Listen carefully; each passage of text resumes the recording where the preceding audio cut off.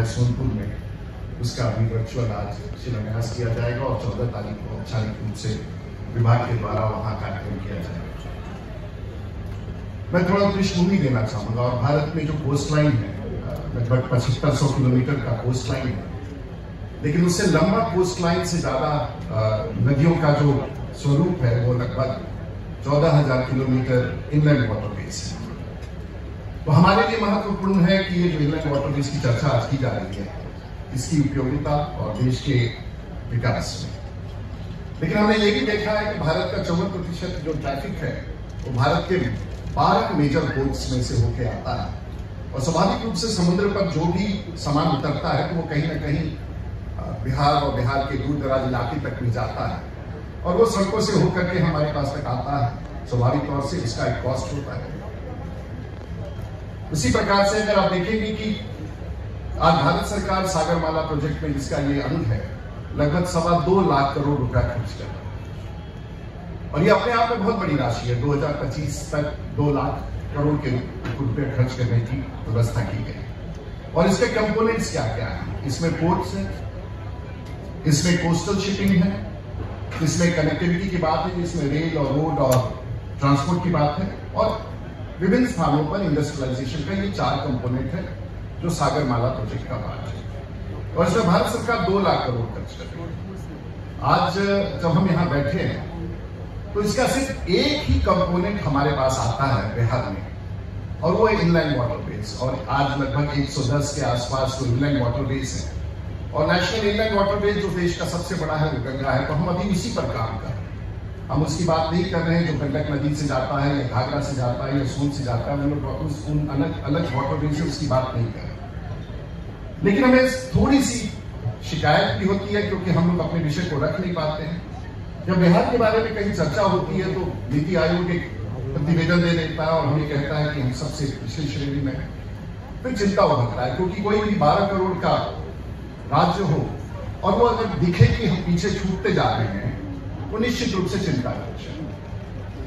जब बिहार की सरकार, हम सब लोग यहाँ बैठे हैं और इसमें एक कंपोनेंट कोस्टल शिपिंग के साथ साथ स्पेशल इकोनॉमिक जोन का भी चर्चा है, तो हम लोग चाहेंगे कि जैसे बिहार की चर्चा में अगर देश में 300-325 स्पेशल इकोनॉमिक जोन्स बने 2005 के एक्ट के बाद, और लगभग 250 इकोनॉमिक जोन पूरे भारतवर्ष में कार्यरत हैं, और ये नदियों से जोड़ना, समुद्र से जोड़ना, इन कोस्टल जोन्स के इकोनॉमिक जोन्स को भी जोड़ने की बात कही जाती है। और जब हम देखते हैं कि पिछले 30 वर्षों में या 25 वर्षों में देश में 317 कोस्टल जोन्स हैं, लगभग 7 लाख करोड़ का निवेश है, जहां 30 लाख एम्प्लॉयमेंट है, और हम अपने राज्य में उसमें छूट जाते हैं। और स्पेशल इकोनॉमिक जोन जो अपने आप एक बड़ा हिस्सा होता है कोस्टल शिपिंग के लिए, इनलैंड वाटरवेज के लिए, जब हम छूट जाते हैं तो हमारी चिंता का विषय बनता है। बिहार की सरकार यहाँ बैठी है, हमारे अपने लोग बैठे हैं। किसी कारण से अगर ये सब चीजें देश की सरकार ने किसी कारण से अगर छूट गया हो तो हमें इन सबको इंटीग्रेट करने की आवश्यकता है, और बिहार को श्रेणी से ऊपर ले जाना है। तो निश्चित रूप से ऐसे तमाम योजनाओं को हम लोगों को अपने साथ जोड़ना होगा। मैं देख रहा था कि इस विषय पर वाटरवेज के मूवमेंट में मैं सिर्फ उदाहरण ये देना चाहूंगा कि अगर आप, रविशंकर जी ने अभी एक चर्चा की, मैं सिर्फ एक तुलनात्मक विषय पर आप लोगों को लेकर आना चाहूंगा। यूरोप में राइन रिवर है और उसकी दूरी लगभग 1200 किलोमीटर है, और जिसकी आप चर्चा कर रहे थे। मैं कई बार डुसेल्डॉर्फ में गया हूं, कई बार स्विट्जरलैंड में गया हूं, और ये पूरा यूरोप को कवर करने वाला एक नदी है, और इसकी दूरी भी गंगा की तरह लगभग 1200 किलोमीटर के आसपास है। और आप जान के आश्चर्यचकित होंगे कि भारत के पोर्ट पर आज 310 मिलियन टन प्रत्येक वर्ष कार्गो आता है, और मात्र इस नदी में, ये 4 देशों को जोड़ने वाली ये नदी है, ये नदियों के माध्यम से 310 मिलियन टन एक वर्ष में नदी के माध्यम से ट्रांसपोर्ट करते हैं। तो कहां हमारे समुद्र तट पर उतरने वाला 310 मिलियन टन प्रति वर्ष, और कहां मात्र इस यूरोप के इस ट्रायंगल में 1200 किलोमीटर के भीतर 300 टन। तो कहीं ना कहीं तुलनात्मक तौर से देश को भी देखें और राज्य को देखें तो शायद हम बड़े सोच और विचार के पीछे छूट जाते हैं। और इसमें अगर ये 1200 गंगा की तरह ही वो राइन का ही स्वरूप मान लिया जाए तो उसमें प्रत्येक दिन 6000 वेसल्स चलते हैं, चाहे वो पुश बार्जेस हो या मोटर कार्गो वेसल हो या टैंकर्स हो, यहां तक कि तेल पहुंचाने का काम हो और क्रूड ऑयल पहुंचाने का काम हो, तो पूरे यूरोप में इसके माध्यम से किया जाता है। वो सड़कों पर वो टैंक्स नहीं चलते। इसी प्रकार से देखें, और उसमें वेना कन्वेंशन आज से 1818 के आसपास किया गया और पूरे यूरोप का कनेक्टिविटी कम से कम आधा से ज्यादा यूरोप, लगभग आधा से ज्यादा यूरोप का कनेक्टिविटी लाइन से हो जाता है, चाहे वो जर्मनी हो, चाहे कोलोन हो, चाहे मेन्स हो। हम एक उदाहरण दें, मैं नदी को, हम तो रोज ही इस पार करते हैं, गंगा को पार करके जाते हैं, और एक बार मैं डुसेल्डॉर्फ में खड़ा होकर के जर्मनी में मैं देख रहा था कि आखिर ये टग बोट्स कैसे निकल जाते हैं।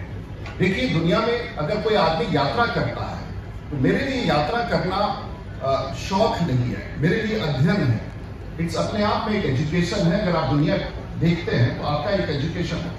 तो मैं बार बार सोच रहा था कि ये राइन रिवर भी, नदियों का स्वरूप तो एक ही जैसा होता है, तो आखिर बाढ़ का प्रबंधन क्या है और जो उसका दियारा क्षेत्र है वो किस प्रकार से टक्स को मूवमेंट के लिए, पानी के फ्लो के लिए 3-3, 4-4, 5-5 बांध बना हुआ है, और वो बिल्कुल ग्रीन है, इतना खूबसूरत है कि आपको पता भी नहीं चलेगा ये ग्रीन बेल्ट है, 3-3 बांध के पीछे, और उसमें लोग सैर करने जाते हैं। और जब पानी जब बढ़ता है तो अलग अलग चैनल में पानी देके बाहर नियंत्रण करते हैं। मैं समझता हूं कि हमारे अधिकारी बहुत बुद्धिमान है, पूरे देश दुनिया घूमते हैं।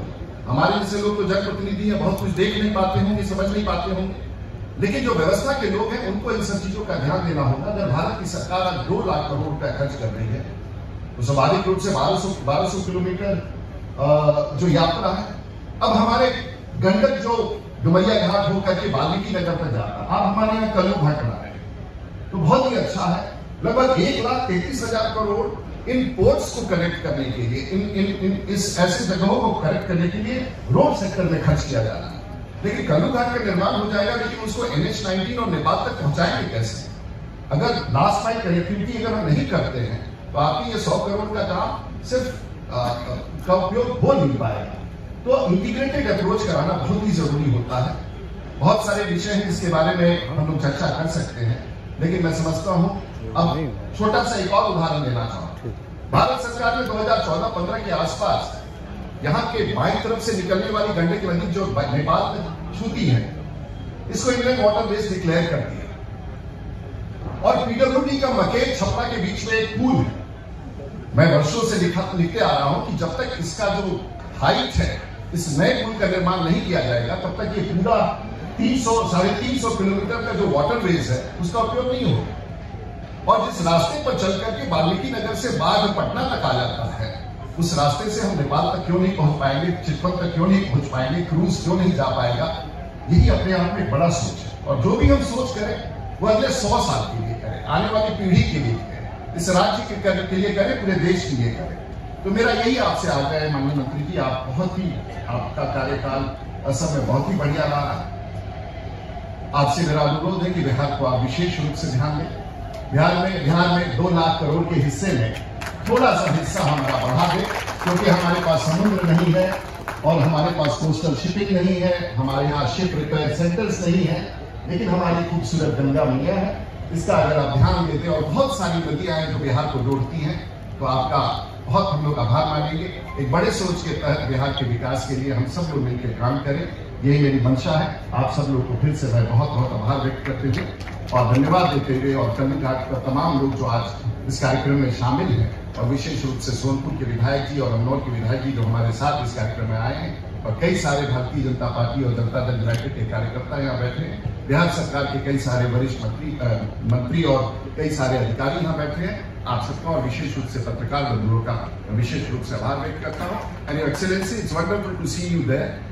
You are handsome, you are young, and your look gives us the looks of a visionary. I am sure that the whole process, what we are talking about today, it will go a long way.